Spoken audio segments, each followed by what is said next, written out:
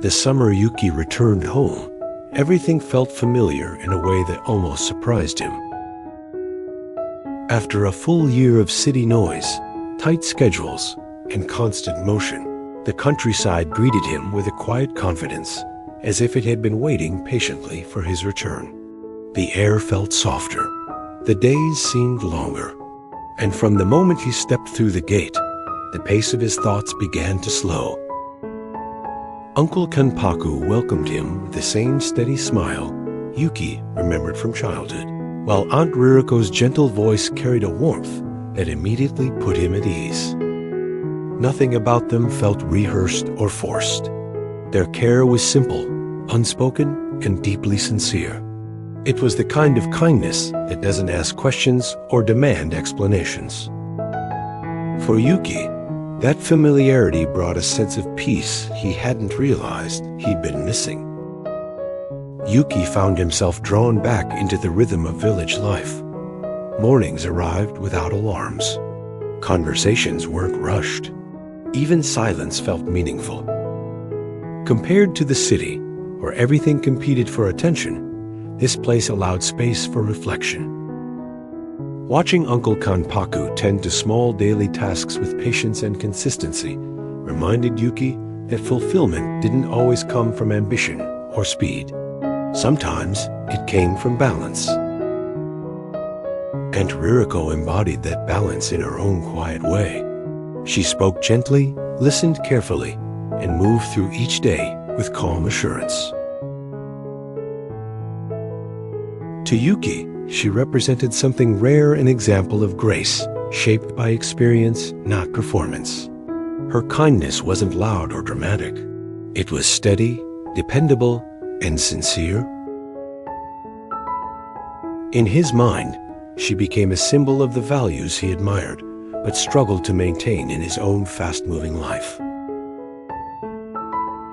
As evening settled in, Yuki often found himself reflecting on how different he felt here. The restlessness he carried in the city seemed to dissolve, replaced by a sense of clarity. He began to question when life had become so complicated and why simplicity felt like a luxury instead of a foundation. Being back reminded him that stability didn't mean stagnation. It meant knowing who you were and where you stood. Yuki felt grounded, even grateful. He believed he understood the people around him and the place that shaped him. Everything appeared consistent, reliable, and sincere. It was the kind of calm that invites trust without asking for it, and Yuki accepted that trust naturally, without hesitation. As the week continued, Yuki settled even more comfortably into the gentle rhythm of his hometown. Each day seemed to unfold without urgency, allowing him to observe small details he once overlooked.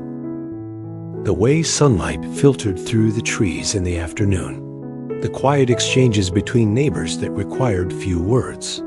These moments reinforced his belief that this place and the people in it were grounded in honesty and stability.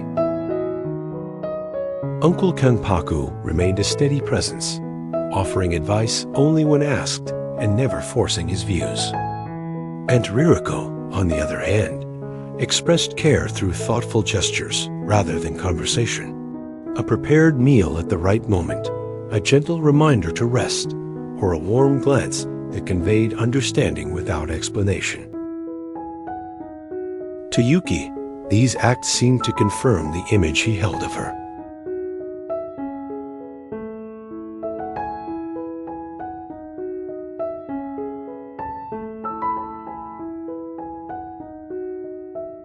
Then, one afternoon, everything shifted quietly, without drama or sound. As Yuki returned from a short walk, he noticed Aunt Ririko standing near the front of the house, speaking with a man he didn't recognize. Their voices were low, their conversation private, though nothing outwardly appeared alarming. Still, the moment lingered longer than expected. Yuki paused, unsure why the scene unsettled him, yet unable to dismiss the feeling. He did not hear what was said. He did not know who the man was or why he had come. And yet, The lack of context created a space for uncertainty to grow. Yuki continued walking, but his thoughts remained fixed on that brief interaction. It wasn't the scene itself that troubled him. It was the contrast between what he believed and what he could not immediately explain. That evening, Yuki found it difficult to fully engage in conversation. He listened, nodded, and smiled when appropriate, but his mind kept returning to that quiet moment. He wondered whether his assumptions had been too simple, whether he had mistaken familiarity for complete understanding. For the first time since arriving, the peaceful setting felt fragile. Over the next day, Yuki noticed himself observing more carefully, not with suspicion, but with heightened awareness. He realized how easily a single observation could reshape perspective, even without evidence. The village had not changed. The people had not changed. But something within him had shifted, introducing doubt where certainty once lived. Yuki had stepped into a deeper stage of reflection, one where trust was no longer automatic, and understanding required patience. The calm remained, but it now carried an undercurrent of questions he wasn't sure how to answer. Yuki found himself caught between two opposing impulses. One urged him to dismiss the unease entirely, to trust the years of familiarity and kindness he had experienced since childhood. The other, quieter but persistent, encouraged him to pay attention to what he was feeling rather than ignore it. This internal tension followed him through every routine moment, turning ordinary activities into opportunities for reflection. He noticed how easily the mind fills in gaps when information is incomplete. Without intending to, Yuki began replaying the scene in his head, searching for meaning that might not have been there in the first place. Each time, he reminded himself that observation without understanding can be misleading. Yet emotions rarely respond to logic as quickly as we hope they will. Yuki became more aware of his own expectations. He realized that he had placed Aunt Ririko on a pedestal, not because she asked for it, but because he needed stability and reassurance in a world that often felt unpredictable. Recognizing this made him uncomfortable, but also more honest with himself. Rather than withdrawing or confronting anyone impulsively, Yuki chose distance in the form of silence.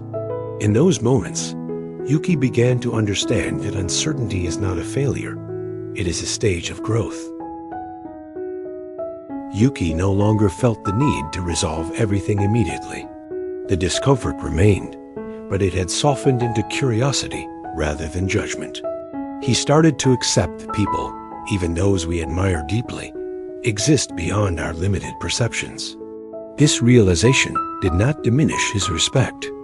Instead, it grounded it in realism. What Yuki was experiencing was not disappointment, but awakening. A shift from innocence to understanding, where trust becomes intentional rather than automatic. In learning to sit with uncertainty, he was quietly learning how maturity truly begins. As Yuki's vacation ended, his urgency faded, not because every question was answered, but because he learned to hold uncertainty with patience. Observing Aunt Ririko again, he realized it was his perspective that had changed, not her.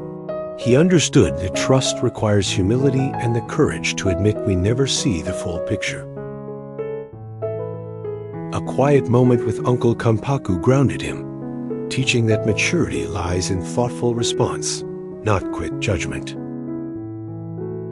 Returning to the city, Yuki carried a lasting lesson. Growth begins when we pause, listen, and choose understanding over assumption. If this story made you reflect on trust, understanding, or personal growth, consider liking the video and sharing your thoughts respectfully in the comments. Don't forget to subscribe for more meaningful stories that inspire reflection and positive values.